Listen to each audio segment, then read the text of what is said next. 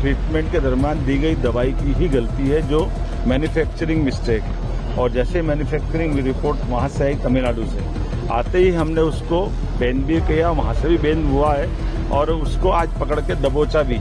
हमारी सरकार किसी को छोड़ने वाली नहीं है। मैं कांग्रेस के मित्रों से कहना चाहता हूँ, वो जो इस पर बात कर रहे हैं वो जाए ना तमिलनाडु और धरना दे। फैक्ट्री जहाँ से बनी उन्होंने ड्रग लाइसेंस कैसे दिया, एक बार उसको लाइसेंस दिया था तो वो लाइसेंस दोबारा कैसे रिन्यूअल कर दिया। नमस्कार, स्वागत है आपका द न्यूज पर। मैं हूं आपके साथ शेरिन। मध्य प्रदेश में कोल्ड कफ सिरप हादसे में कम से कम 20 बच्चों की मौत के बाद अब मध्य प्रदेश के मुख्यमंत्री इस पूरे मामले पर काफी ज्यादा एक्टिव हैं। जहां एक तरफ उन्होंने कह दिया है कि जिन डॉक्टर्स और जिन लोगों ने इस दवाई को लिखा था उनके ऊपर भी लिया जाएगा एक्शन। तो इसी के साथ कंपनी के मालिक जी रंगनाथन को भी अब तमिलनाडु से कर लिया गया है गिरफ्तार और अब उन्हें गिरफ्तार करके लाया गया है मध्य प्रदेश। तस्वीरों में आप देख सकते हैं कि जी रंगनाथन को अब लाया गया है मध्य प्रदेश और एसआईटी की टीम इस पूरे मामले को लेकर करेगी पूछताछ और बताएगी कि आखिरकार कहां पर हुई है चूक। इसी के साथ साथ आपके लिए बता दें कि जब मध्य प्रदेश में 20 से ज्यादा बच्चों की मौत इसका कफ सिरप को पीकर हो चुकी है और इसी के साथ कई बच्चे अब अस्पताल में भी भर्ती हैं, जिस पर अभी तक कांग्रेस काफी ज्यादा सवाल उठा रही थी, क्योंकि बच्चों की मृत्यु मध्य प्रदेश में हुई थी और मध्य प्रदेश में बीजेपी की सरकार है, जिस पर कांग्रेस ने एक तरफ धरना प्रदर्शन किया तो पूछे थे सवाल। पर अब इस पूरे मामले को काफी ज्यादा गंभीरता से लिया गया है मुख्यमंत्री मोहन यादव के द्वारा और मुख्यमंत्री मोहन यादव ने इस पूरे मामले पर पुलिस को सीधा निर्देश दे दिया है कि मामले पर गंभीरता दिखाते हुए जो लोग बच्चों की मौत के लिए जिम्मेदार हैं, लोगों की मौत के लिए जिम्मेदार हैं, उन लोगों के खिलाफ सख्त से सख्त कार्रवाई हो और इसका वादा भी जनता से किया गया है मुख्यमंत्री के द्वारा। और इसी के साथ आपके लिए बता दें कि कल इस पूरे मामले की जायजा और तमाम चीजों को देखने के लिए नागपुर भी पहुंचे थे मुख्यमंत्री मोहन यादव। और इसी के साथ साथ अब जिस तरीके से ये जो कफ सिरप है ये तमिलनाडु में बनाई जाती है, तमिलनाडु में निर्मित ये कफ सिरप और वहां की सरकार ने आखिरकार क्या अनदेखियां की हैं, तो अब इन तमाम चीजों को लेकर मुख्यमंत्री मोहन यादव ने राहुल गांधी के ऊपर भी हमला बोला है। सुनिए क्या कुछ कह रहे हैं Mohan Yadav, company cough syrup बनाने वाली कंपनी और राहुल गांधी और तमिलनाडु की सरकार को लेकर। तमिलनाडु में निर्मित दवाई के द्वारा जिस प्रकार से हमारे मध्य प्रदेश के अंदर हमारे बच्चों के खास करके कफ सिरप के मामले में ट्रीटमेंट के दरमियान उनकी किडनी खराब होने की घटना आई है, जिसमें लगभग हमारे बच्चों की डेथ भी हुई और जो बीमार और घायल उनको देखने भी आए। ये बात सही है कि जहां दवाई बनी है हमारी पुलिस ने आज वहां जाके दबोचा भी, लेकिन तमिलनाडु सरकार के द्वारा जिस प्रकार से पूरी सहयोग करना चाहिए उसमें वो सहयोग नहीं कर रहे हैं। वहां के ड्रग कंट्रोलर जो एक्सेस वहां उनका अमानक प्रकार की दवाई प्राप्त हुई, उस दवाई पे उसकी प्रॉपर तरीके से जांच होकर उसकी रिपोर्ट आ जाए। और ये बात सही है कि दवाई की कंपनियां जहां होती है एंड टू एंड दवाई के संबंध में जो रिस्पॉन्सिबिलिटी होती है वो तो दवाई कंपनियों की होती है, लेकिन फिर भी हमने हमारे यहाँ के भी रैंडम सैंपल होना चाहिए। रैंडम सैंपल में भी गलतियां हुई तो हमने ड्रग कंट्रोलर को भी हटाया, असिस्टेंट ड्रग कंट्रोलर को भी सस्पेंड किया है और जो डॉक्टर जिनकी पत्नी के नाम पे मेडिकल स्टोर था पर्टिकुलर वो इस दवाई को ही लिखते थे, ऐसे कुछ कारणों से हमने उन पे भी कार्रवाई की। मैं मान के चलता हूं कि इस पूरे मामले में मानवीय दृष्टिकोण के साथ साथ सरकारी प्रशासनिक दृष्टिकोण से हमने पूरी चिंता की, क्योंकि ये बच्चे हमारे ही हैं और बच्चों के साथ होना ये संवेदनशील है।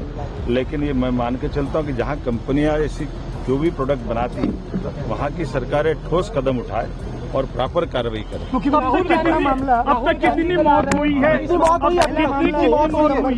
ऐसा है जो मेडिकल की रिपोर्ट आती है और जिस प्रकार से प्राइवेट मेडिकल कॉलेज या प्राइवेट हॉस्पिटल में बच्चे इलाज करा के लोग घर चले जाते हैं और जो मेडिकल की रिपोर्ट की दृष्टि से हमने हॉस्पिटल से लगा करके बाकी प्रबंधन में जो अगर इसकी जांच देखी है तो मूल रूप से ट्रीटमेंट के दरमियान दी गई दवाई की ही गलती है, जो मैन्युफैक्चरिंग मिस्टेक है। और जैसे मैन्युफैक्चरिंग रिपोर्ट वहां से आई तमिलनाडु से, आते ही हमने उसको बैन भी किया, वहां से भी बैन हुआ है और उसको आज पकड़ के दबोचा भी।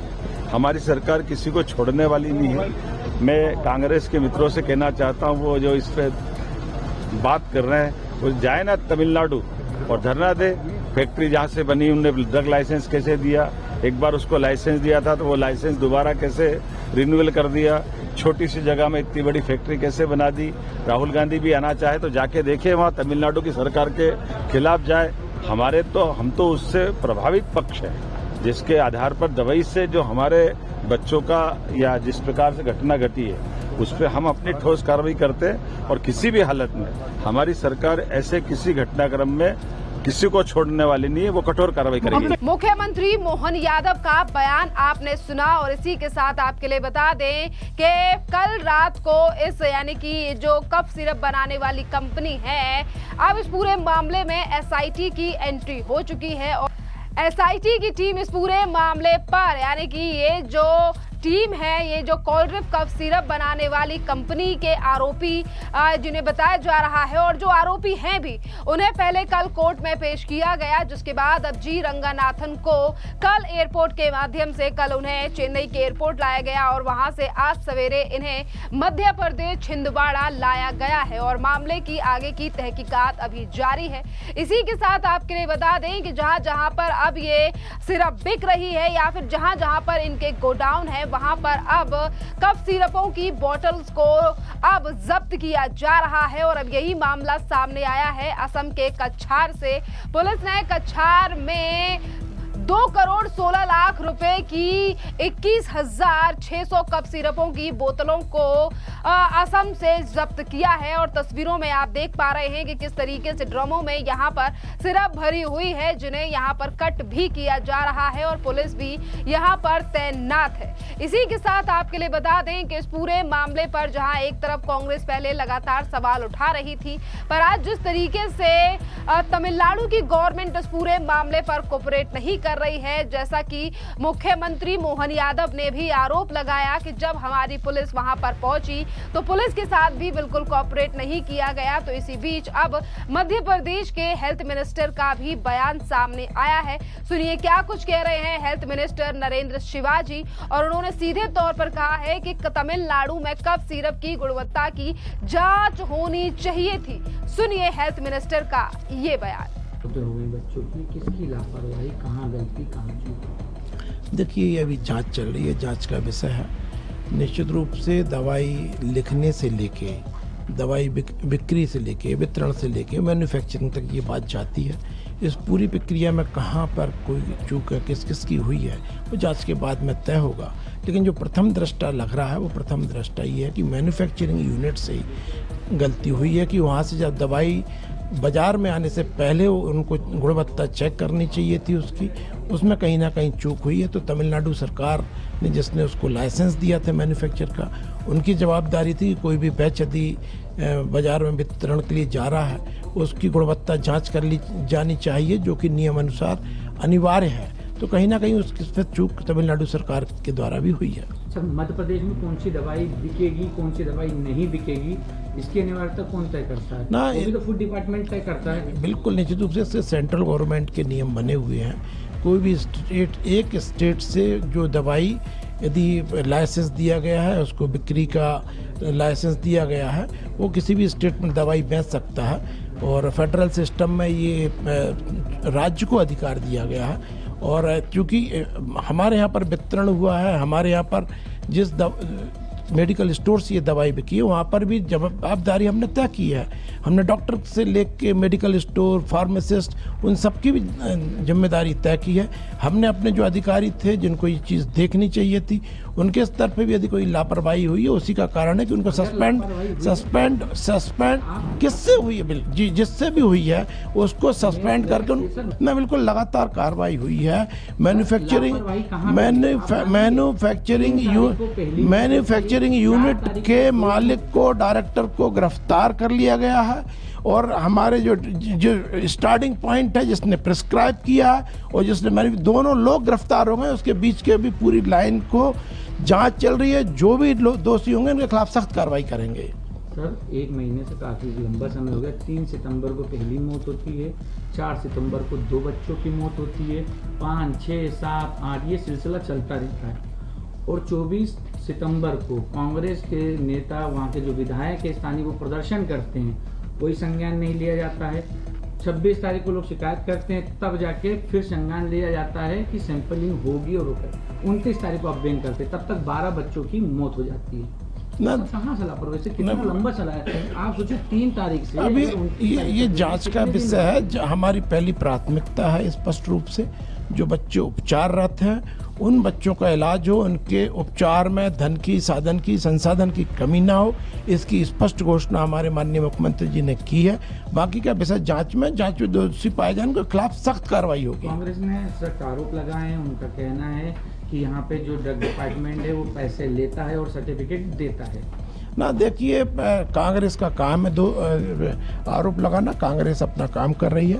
सरकार का काम है दोषियों को दंडित कराना। उनके खिलाफ हम दंडात्मक कार्रवाई जितनी ज़्यादा से ज़्यादा कर सकते हैं वो आपको देखने को मिलेगी। फूड डिपार्टमेंट अपना काम कर रहा है ना बिल्कुल, जो भी दोषी हैं यदि डिपार्टमेंट में उनको भी हमने सस्पेंड किया। विभागीय जांच चल रही है और जो भी दोषी पाए जाएंगे उनके खिलाफ सख्त कार्रवाई करेंगे। आपने हेल्थ मिनिस्टर का बयान सुना जिस पर उन्होंने सिर्फ ना कि तमिलनाडु सरकार को लेकर सवाल उठाए हैं, उन्होंने ये भी कहा है कि दवाई लिखने वाले और हमारे मध्य प्रदेश में वो तमाम अधिकारी जिन्हें इन तमाम चीजों की जांच करनी चाहिए थी, उनकी भी जवाबदेही तय होगी और उन पर भी एक्शन होगा। और इसी के साथ साथ दवाई लिखने वाले डॉक्टर्स के ऊपर भी एक्शन होगा। यानी कि सीधे तौर पर सरकार इस पूरे मामले को लेकर काफी ज्यादा गंभीर है।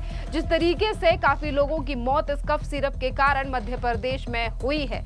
इसी के साथ आपके लिए बता दें कि अब क्या रिस्पॉन्स रहेगा राहुल गांधी का, क्योंकि राहुल गांधी को लेकर यह सवाल उठाया गया है मध्य प्रदेश की सरकार के द्वारा कि जो राहुल गांधी और कांग्रेस अभी तक मध्य प्रदेश की बीजेपी की सरकार पर सवाल उठा रही थी, मोहन यादव की सरकार पर सवाल उठा रही थी, आज वो तमिलनाडु सरकार को लेकर क्या कहेंगे, क्योंकि ये दवाई और लाइसेंस और गुणवत्ता की जांच ना करने के कारण ही इस तरीके के हालात हुए हैं आज देश के कई राज्यों में। चलिए, इस पूरे मामले पर अब आपकी भी जो राय हो आप हमें कमेंट कर जरूर बताइए। धन्यवाद।